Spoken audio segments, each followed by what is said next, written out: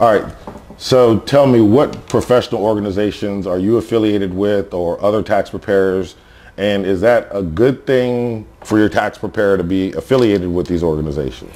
Definitely. There's several out there. I actually belong to the National Association of Tax Preparers. Then you have the National Society of Tax Preparers. You have National Enrolled Agents. You have National Accountants. And then there's one that was the National Association Tax Return Preparers, which is what the IRS wanted everybody to be a part of, but the justice system said no. Your associations are just networking, but what they do is they fight for you. If you have a problem, if I do something and get in trouble, I can talk to them, because somebody there has been through this, Okay. And so it's just one of those networking things. Your courses, your continuing education, all of them have conferences, whether you want to go to Vegas or go on a Carnival cruise. And it's just a time for you to be with your peers, just like anything else. Some like-minded people. Exactly. Okay. Exactly. So now we're going to get personal, and you might get up on your soapbox with this next question, okay? And I understand. What is the benefit of going to see a tax professional like yourself as opposed to me going to Costco or to Walmart and grabbing a program off the shelf and loading it on my computer and just filling in the blanks? One, you don't know what you don't know. You don't know what you don't know. If TurboTax says file married, filing joint, that's what you're going to do. You don't realize that, hey, well, I can't file that because we've been separated for the past 7 months, because that's not one of the questions that TurboTax asks you. Okay. They just simply ask you, are you married? Okay. You have a child. Your child works, but your child doesn't make enough money to claim himself. So you claim him. He goes to file his taxes on TurboTax. It won't let him do a 1040 form. It'll just let him do an easy form because he says he's not claiming himself. Well, just because he's not claiming himself doesn't mean he didn't have an income. Doesn't mean he didn't have his own business. Just means he didn't make enough money at it to support himself. So once again, what you don't know, you don't know. So you're sitting there like, I can't get this done. I've had friends of mine, I've done their taxes for 3 or 4 years. And then somebody comes up and says, hey, try this. And they do it, and you know what happens? They're back. I get a phone call in the middle of the night. Ezelle. I was like, $25 an hour. I tell you how to get out of it, but it's going to cost you, you know. So, it's just like anything else that you have a professional do, you know. Yeah, sure, maybe you can do it, but are you doing it right? Once again, you don't know what you don't know, you know. You change a tire on your car. Do you have the right torque wrench? Do you know how many foot-pounds of pressure go on your lug nuts? You're talking to the wrong person. I paid for the maintenance package. I'm driving the car back to you. Come pick it up from the house. Go do what you do. Do what you do. Right. And that's it. I got a cousin that's the same way. It's like, I'm not trying to put anybody out of business. Right. If there's a professional that can do it, he's more than welcome. Right. I have other things to do with my time than to be lifting hoods and cranking up jacks and all that other good stuff. Exactly. Leave that stuff to the professionals. And I tell people, I was like, hey, if you want to do your taxes and you get stuck, give me a call. $25 an hour. That's on you. You know, if you want to be a tax professional, just go take the course. Or come work for you. Right. H&R Block will take you through the whole course. I think it's probably gone up to about $200 to $300. It's 2 weeks. Hey, you'd be pretty good. Okay. So I have a viewer question for you. These are always fun. Viewer question. People have suggested that they increase their exemptions on a regular basis. This comes from Teddy Sturgis in Atlanta, Georgia. People have suggested that, she increase her exemptions at the beginning of the year, and at the end of the year, drop them back down so that you get more money in the beginning of the year, I guess. Is that a good strategy to follow? That is not a tax strategy. That is a tax nightmare. Okay. Because what's going to happen?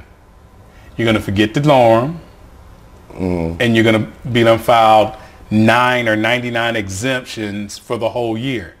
which means they take out no taxes. Right. Which means, guess what? Now you got to write IRS a check. Nice check. For $17,000. Okay. It works itself out. If it was up to me, I wouldn't have a job for taxes because they would simply take the right amount out during the year. Okay. Right. Because otherwise, here's what you do. First of all, it's called a tax what? Refund. Yes. Okay. Refund. Now play with me here. Okay. Indulge me for a second. Okay. Hey, Keith. Kevin. Oops. Get him mixed my brother. up. It's all good. All right. Give me $300 a month for 12 months. Okay, so that's $3,600 for the year. I give it back to you in 15 months. But I only give it back to you if you have Mike over there fill out the paperwork. I'm not going to give you any interest on it. But I'll hold it for you. So I got a savings account with 0% interest with you. For 15 months. For 15 months. And you got to pay somebody to fill out the paperwork to get it back. Right. Now, how much sense does that make? None at all. Exactly. Your tax refund should be $1,000 up, $1,000 down. Okay? Now, there are some things in there that you can't control. EIC credits, child care credits, daycare credits. Medical. Right. Things that you can't control. Right. But those things that you can control, I know people who get back a $6,000 return every year. But they're paying $200 and $300 on a 21% credit card. Well, if you divide that $6,000 by 12, it's $500. You wouldn't need the credit card. Okay. That takes us to my next question. Okay. We know that between now and let's say May, June, folks are going to be thinking that they hit the lottery when they get those refunds that you just mentioned. So what are some strategies that people can use once they, get this $1,000, $5,000, $10,000, whatever they're getting back, so that money lasts them, as opposed to, we're going shopping, we're going on the shopping spree. Put it in your retirement account. Max out your IRA. Easiest thing you can do. Max out your IRA every year. And what's the maximum amount that they can contribute? $5,000. Okay. Might be $5,500. Okay. But max out your IRA. What else? You've lived without this money for 15 months. Here's what kills me. You live without this money for 15 months. But now it's, February 23rd? And because you got to have it. It's coming in a lump sum. Right. You got to have it February 27th. You're going to take a tax loan. Oh yeah, we didn't even get into that. The tax loans, yeah. Now you waited. You told somebody here, hold this for me for 13 months and 23 days. But on the 24th day, it's an emergency and you got to have it now. So we give you a Visa card. Right. With your tax refund on it. And every time you go to swipe it, I'm going to charge you 3% for your money. Man, come on. Lord have mercy. I do not. Did we hit a button? Yeah. I do not charge anybody. I will not take your money out your refund. Only reason I asked you to pay me up front is because what happens if you don't get a refund? Right. First of all, you're going to blame me. You're looking at me like I'm crazy. And I'm like, dude, that's not my fault. Never come back here. Exactly. That's not my fault. I told you, though. I had a friend of mine, 99 exempt. No, you can't do that. You got to pay Uncle Sam. Your uncle won his money. Right. Your uncle won his money. But, like I said, you waited this long. IRS is turning them around about 10 to 15 days right now. State is turning around in a little over a week. They have a schedule.